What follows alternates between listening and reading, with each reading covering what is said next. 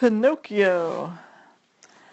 There was once a kind old man named Geppetto. He lived in a little house with his goldfish Cleo and his cat Figaro. Another friend, Jiminy Cricket, lived in the house too. Geppetto could make wonderful things out of wood. One day he made a puppet that looked just like a boy. He called the puppet Pinocchio. "How I wish Pinocchio was a real boy," he said. "It would be fun to have a son." A good fairy heard Geppetto's wish, and that night she came to his house when everyone was sleeping, and she touched Pinocchio with her wand. Suddenly the little wood puppet came to life. Bring!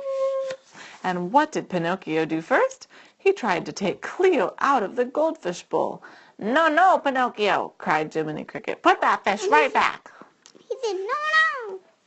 The noise woke up Geppetto. He could not believe his eyes. There was his wooden puppet, singing and dancing. The old man was so happy he hugged Pinocchio. "My son," he said, "my own little wooden son." Geppetto wanted to cook breakfast for Pinocchio, but there was nothing to eat. "Let me go out and buy some food, father," said Pinocchio. My, what a good boy you are," said Geppetto. The old man gave Pinocchio some money and a list of things to buy. Jiminy Cricket was not so sure that Pinocchio was a good boy. "I'll just follow him and see," he said to himself. Pinocchio walked happily down the street. He smiled at everybody, and everybody smiled at him. It was fun to be out in the big world by himself. A boy named Lampwick was also out by himself. He was not a good boy. He told stories that were not true. He even stole things. When Lampwick saw Pinocchio, he said, "Aha! I bet I can trick that wooden head." "Hi, friend," said Lampwick. "What do you have there?" "Money," said Pinocchio. "I'm going to buy food." "Why not buy candy?" said Lampwick. "It tastes better." "No, no, Pinocchio, don't listen," called Jiminy Cricket. Pinocchio paid no attention. He followed Lampwick to the candy store. "Where did you get so much money?" asked the lady at the candy store. "My father gave it to me," said Pinocchio. "To buy candy?" asked the lady. "Yes, to buy candy." But that was not true. Suddenly Pinocchio's nose started to grow longer. He took his candy out of the store as fast as he could. "Let me hold the bag," said Lampwick. "It will be safer with me. I'm bigger." Pinocchio held out the bag of candy, and to his surprise Lampwick grabbed it and ran away, and that was the end of the candy. "What happened?" asked Jiminy. "Where's all your father's money?" "I lost it," said Pinocchio. Right away his nose grew still longer. "You did not lose the money," said Jiminy. "You used it for candy." "Well, at least take what is left and buy a little food for Geppetto." As he walked toward home, Pinocchio held the bag of food in front of his face. He did not want anyone to see his long nose. A sly old fox and a thin, hungry cat were hiding by a bridge. "Look at that little wooden head," said the hungry cat. "He has a sack of food." "Hello, my fine lad," said the fox. "You look just like the sort of boy who might want to see a puppet show."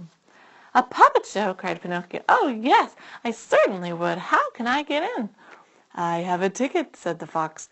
"If you give us your food, I'll give you my ticket. That is your sack of food, isn't it?" "Oh, yes," said Pinocchio. Another lie! His nose grew longer yet, but he didn't care. He had his ticket. A line of people were waiting to get into the puppet show.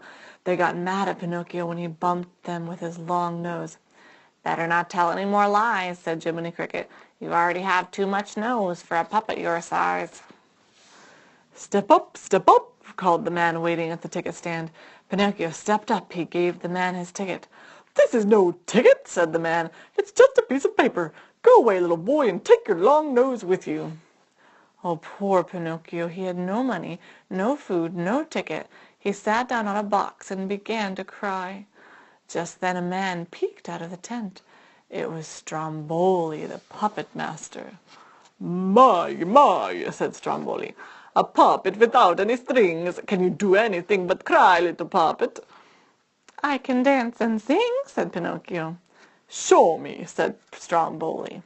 Pinocchio danced, he sang, he turned cartwheels, he even stood on his head. Then Stromboli showed his puppets to Pinocchio. He pulled their strings and the puppets kicked their feet. "You don't need any strings," said Stromboli. "Come with us, you will be the star of our show."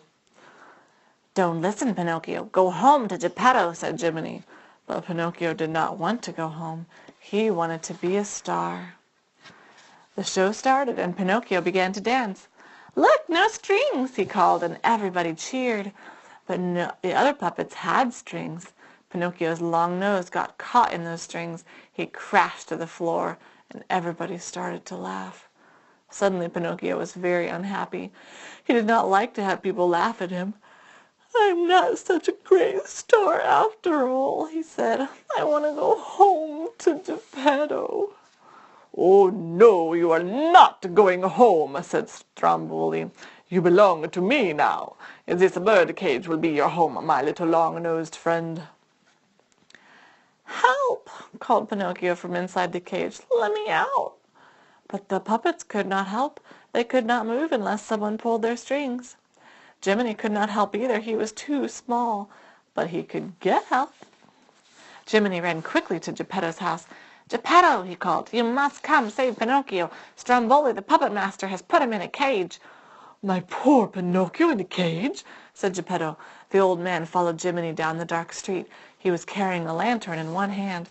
They found Pinocchio in his cage in Stromboli's tent. "Don't worry, my son," said Geppetto. "I will help you." He opened the cage and lifted Pinocchio out. Suddenly Stromboli came running. "Thief!" he cried. "That is my puppet!" "Run, Pinocchio, run!" said Geppetto. Pinocchio ran. Geppetto ran too, but the old man did not see the open trunk, and he fell into it. "Aha! I have you!" shouted Stromboli in a terrible voice. "I'll save you, father!" called Pinocchio, and quickly he went up a ladder to the place where the puppets were hanging. Pinocchio dropped the puppets, strings and all, onto Stromboli. The puppet master could not move. Geppetto was safe. "My good, brave Pinocchio," said Geppetto, and he hugged his little son. As fast as they could, Geppetto, Pinocchio, and Jiminy ran off toward home. And as soon as they were safe at home, Geppetto took a good look at Pinocchio. "What has happened to your nose?" he cried. "Tell the truth now," said Jiminy. And this time Pinocchio did tell the truth. He told Geppetto about everything, just as it had happened. While he talked, his nose got shorter and shorter. Finally, it was just the way Geppetto had made it. Never again, Pinocchio decided, would he tell another lie.